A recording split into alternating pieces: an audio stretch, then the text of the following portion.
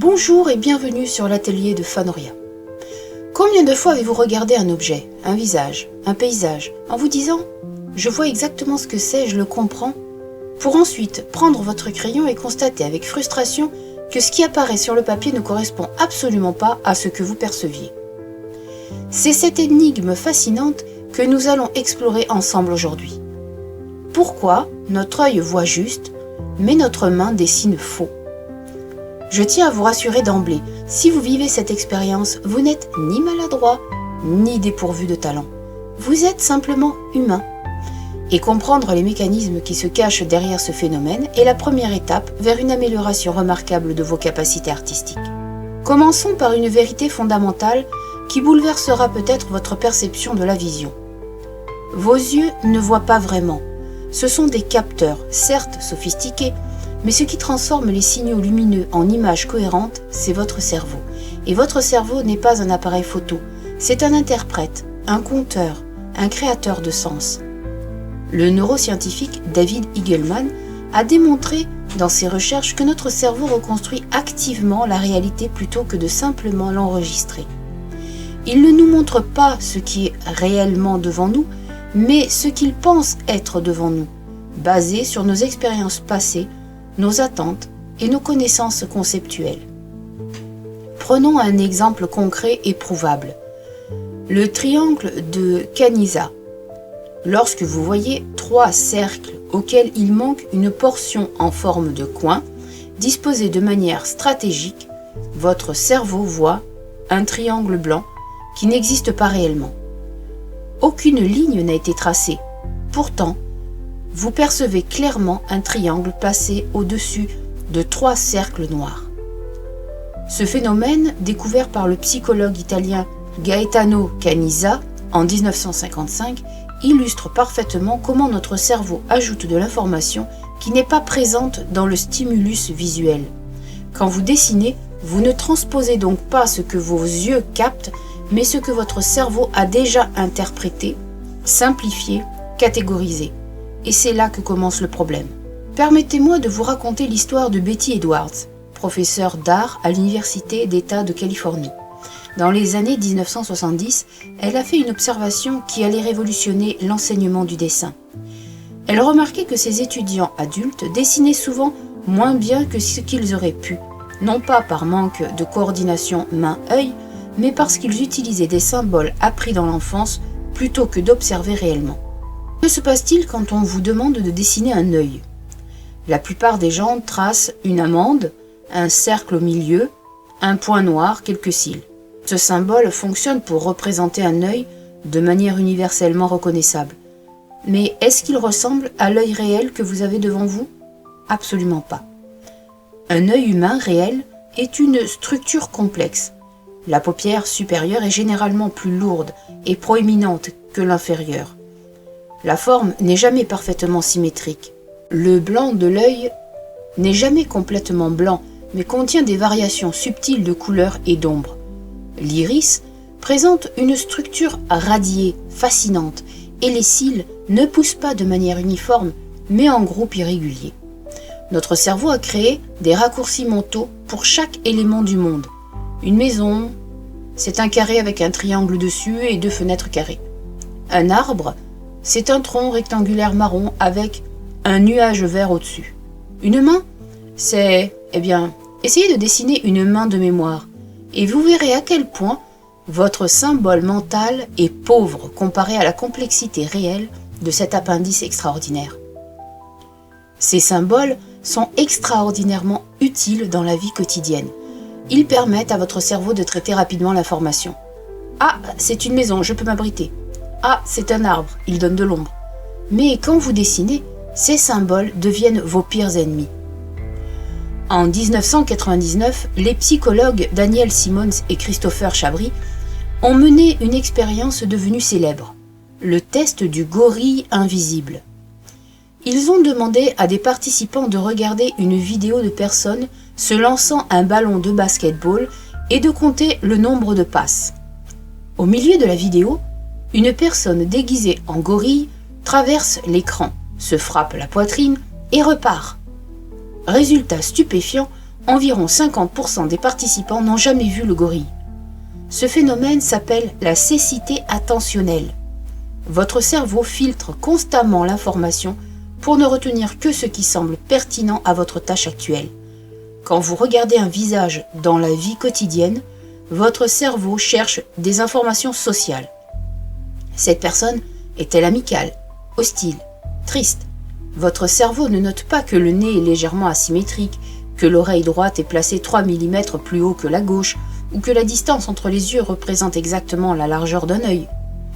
Mais pour dessiner ce visage avec justesse, ce sont précisément ces relations spatiales, ces proportions subtiles, ces asymétries que vous devez observer.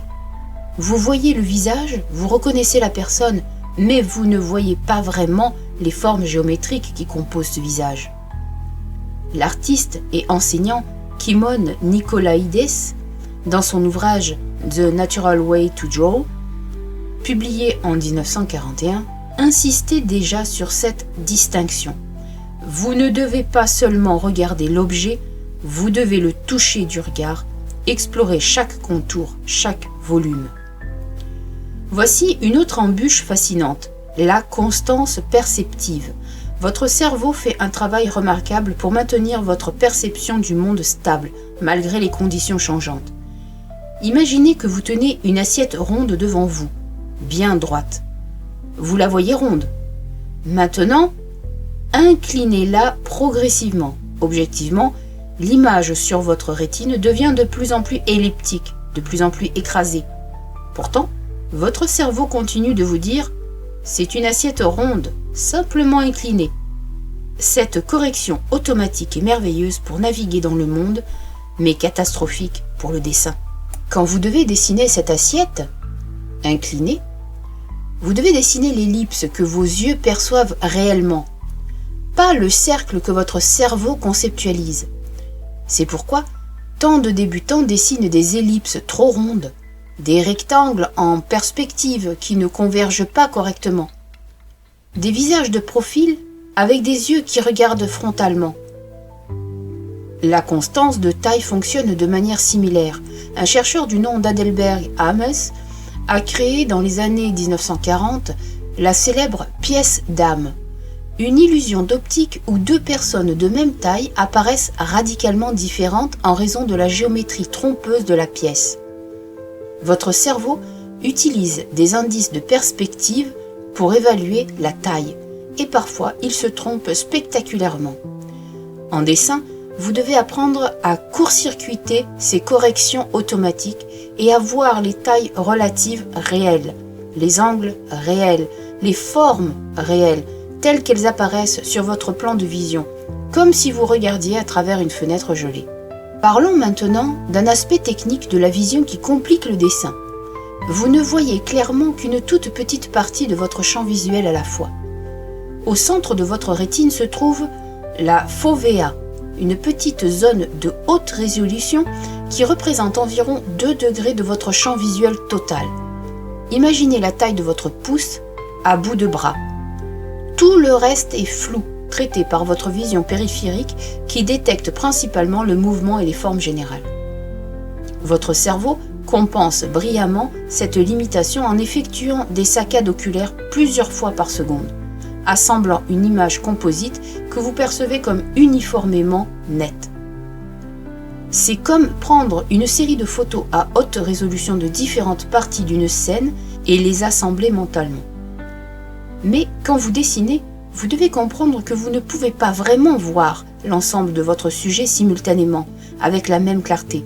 Vous devez explorer méthodiquement, comparer des relations spatiales entre des parties que vous ne pouvez pas voir nettement en même temps. C'est pourquoi les techniques comme la méthode de visée utilisée par les artistes académiques sont si efficaces. Quand un peintre ferme un œil, tend son bras et utilise son crayon comme outil de mesure pour comparer des angles et des proportions, il ne fait pas juste preuve de professionnalisme théâtral. Il crée une méthode objective pour mesurer des relations spatiales que son cerveau ne peut pas naturellement évaluer avec précision en un seul regard. Betty Edwards, que j'ai mentionné plus tôt, a popularisé une théorie fascinante dans son livre « Dessiner grâce au cerveau droit ». 1979, basée sur les recherches du neuropsychologue Roger W. Sperry, lauréat du prix Nobel.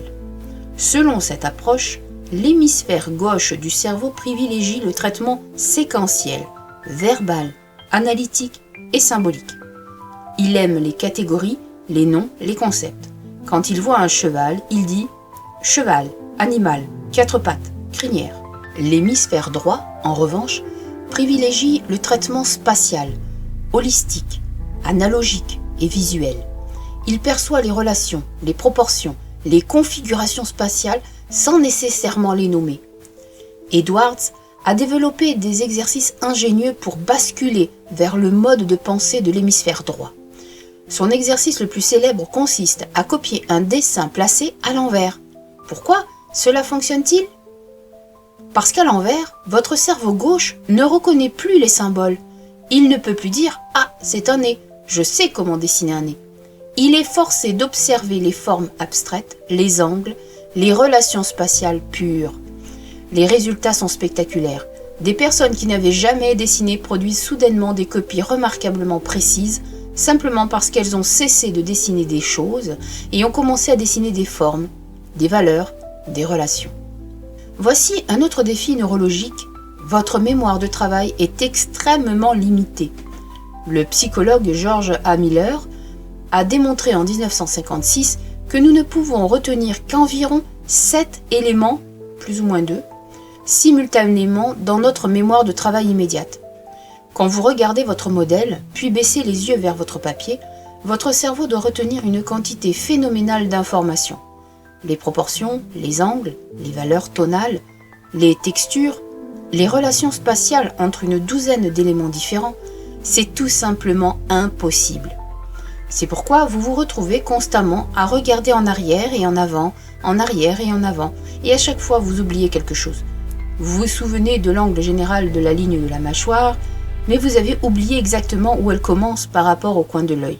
Vous vous rappelez que l'oreille est dans l'ombre, mais vous avez oublié la forme exacte de cette ombre. Les artistes expérimentés développent des stratégies pour contourner cette limitation. Ils se concentrent sur une relation à la fois. Cette ligne part de ce point et se dirige vers ce point, avec cet angle spécifique.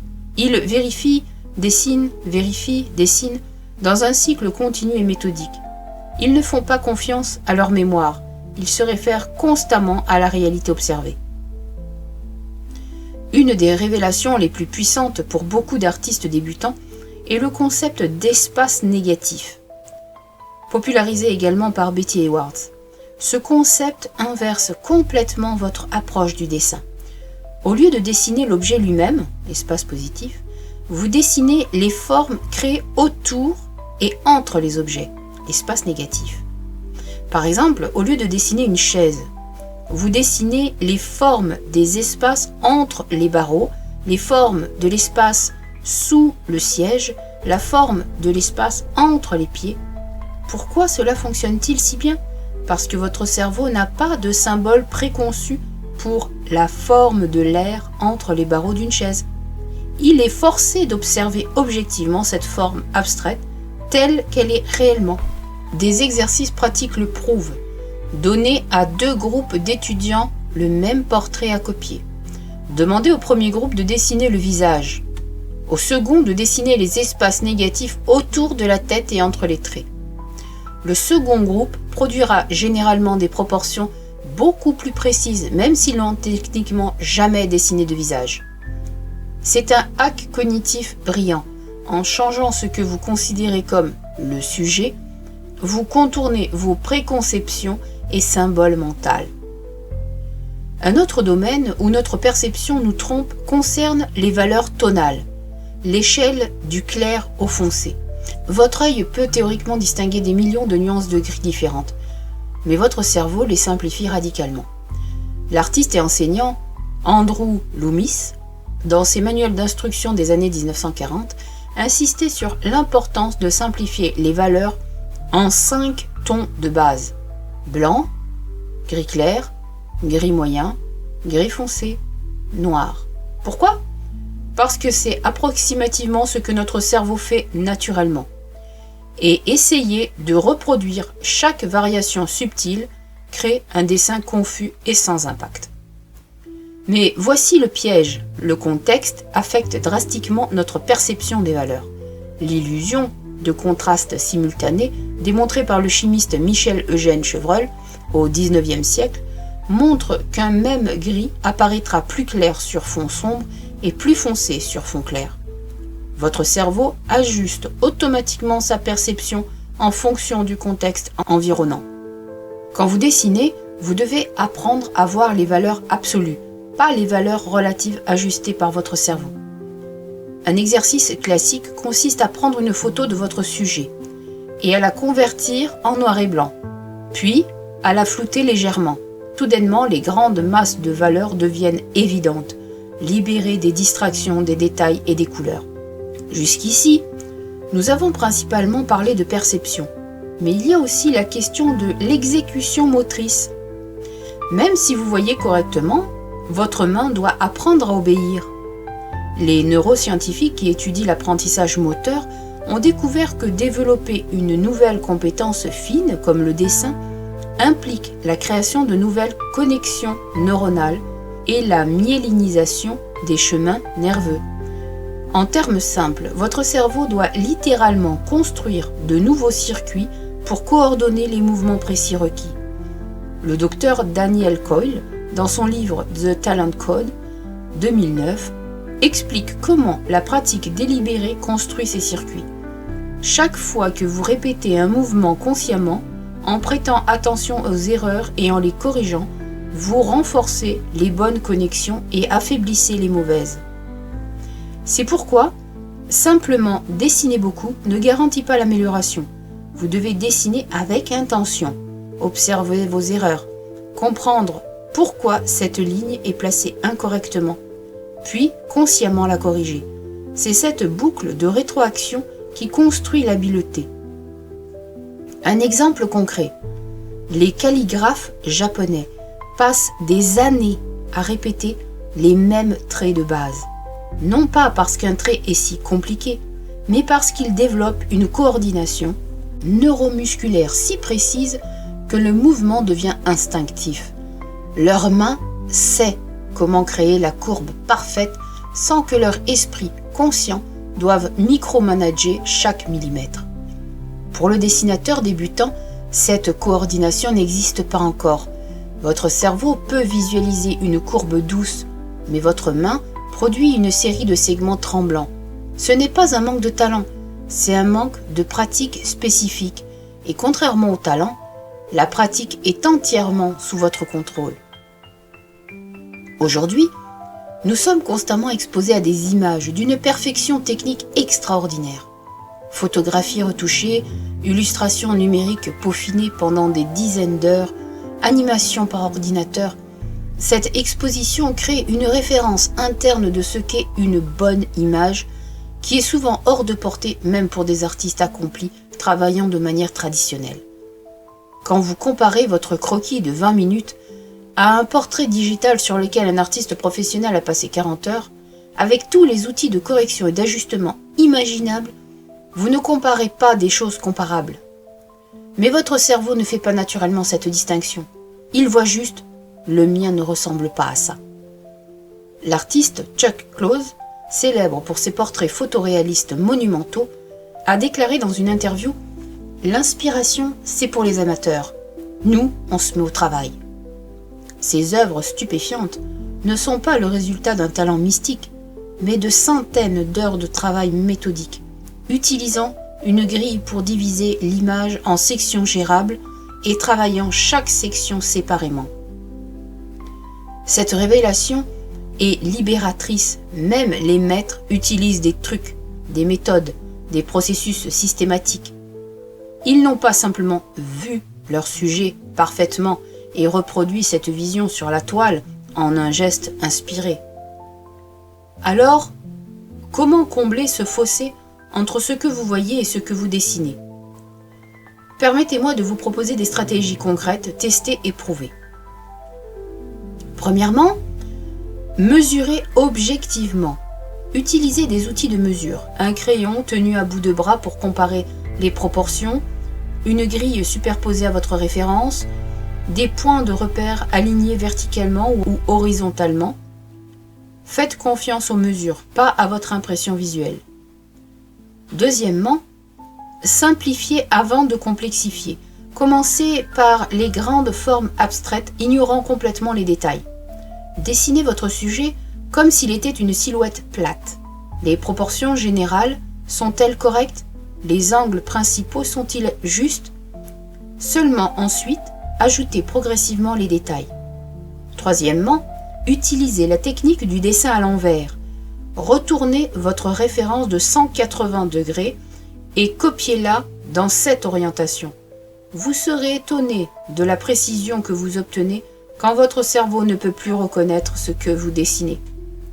Quatrièmement, dessinez les espaces négatifs. Forcez votre cerveau à observer les formes abstraites plutôt que les objets reconnaissables. Cinquièmement, limitez délibérément votre champ de vision.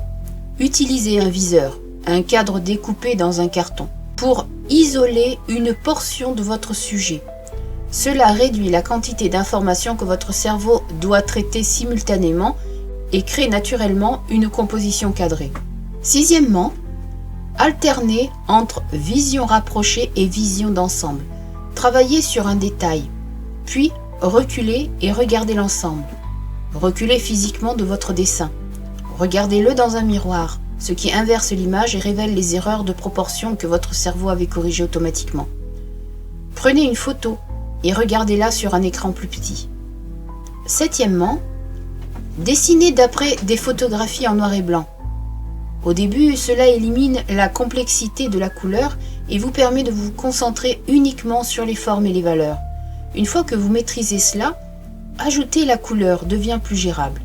Huitièmement, pratiquez le dessin gestuel rapide. Dessinez le même sujet en 30 secondes, 1 minute, 2 minutes, 5 minutes. Ces contraintes temporelles forcent votre cerveau à saisir l'essentiel plutôt que de se perdre dans des détails prématurés et des symboles mentaux. Neuvièmement, étudiez l'anatomie et la perspective théoriquement. Comprenez intellectuellement comment fonctionnent les choses. Votre cerveau peut alors vérifier activement. Cette perspective suit-elle les règles de convergence, plutôt que de simplement sentir que quelque chose cloche sans savoir quoi. Dixièmement, acceptez l'erreur comme information. Quand quelque chose semble incorrect dans votre dessin, ne vous contentez pas d'effacer et de réessayer au hasard. Arrêtez-vous.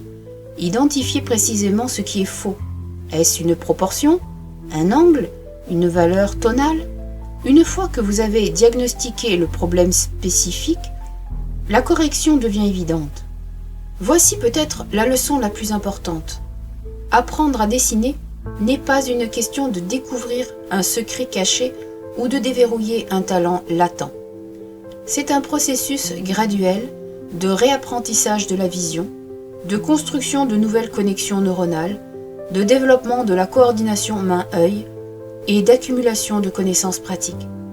Le chercheur en psychologie K. Anders Ericsson a passé des décennies à étudier l'expertise. Sa conclusion: dans pratiquement tous les domaines, ce qui sépare les experts des novices n'est pas un talent inné, mais des milliers d'heures de travail délibéré. La fameuse règle des 10 000 heures, popularisée par Malcolm Gladwell, vient de ces recherches. Maintenant, je ne vous dis pas que vous devez pratiquer 10 000 heures avant de pouvoir dessiner quoi que ce soit de satisfaisant. Ce que je vous dis, c'est que l'amélioration est inévitable si vous pratiquez correctement et régulièrement. Chaque session de dessin, aussi frustrante soit-elle, construit ses circuits neuronaux. Chaque erreur identifiée et corrigée renforce votre capacité d'observation. Le dessinateur que vous admirez, celui dont le travail semble sans effort, il a probablement produit des milliers de dessins ratés que vous n'avez jamais vus. L'artiste Pablo Picasso aurait dit « Il m'a fallu 4 ans pour peindre comme Raphaël, mais toute une vie pour peindre comme un enfant. » Même les génies reconnus travaillent, échouent, apprennent. Je voudrais terminer en vous rappelant quelque chose d'essentiel. Le fait même que vous soyez frustré par l'écart entre ce que vous voyez et ce que vous dessinez est une excellente nouvelle. Cela signifie que votre œil est déjà capable de percevoir la qualité, de reconnaître ce qui fonctionne et ce qui ne fonctionne pas. Votre goût est développé, c'est votre compétence technique qui suit derrière. Le créateur et animateur Ira Gleiss a magnifiquement exprimé cette idée. Personne ne vous dit cela aux gens qui font du travail créatif, mais tous les gens que je connais qui font du travail intéressant ont traversé une période de plusieurs années où ils avaient très bon goût, mais leur travail n'était pas aussi bon que leur goût. Votre frustration actuelle est temporaire. Elle est le résultat de ce fossé entre perception et exécution que nous avons exploré aujourd'hui. Mais ce fossé n'est pas un mur infranchissable. C'est un pont que vous construisez, dessin après dessin, observation après observation. Chaque fois que vous remarquez que l'œil que vous avez dessiné est trop rond, trop bas, trop grand, vous affinez votre perception. Chaque fois que vous mesurez consciemment une proportion au lieu de la deviner, vous court-circuitez les raccourcis trompeurs de votre cerveau.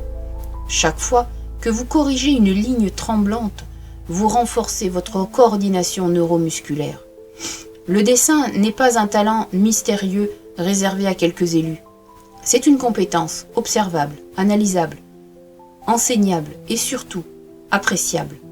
C'est la capacité de coordonner l'œil, le cerveau et la main d'une manière que notre vie moderne n'exige généralement pas, mais que des milliers d'années d'évolution nous ont parfaitement équipés pour apprendre.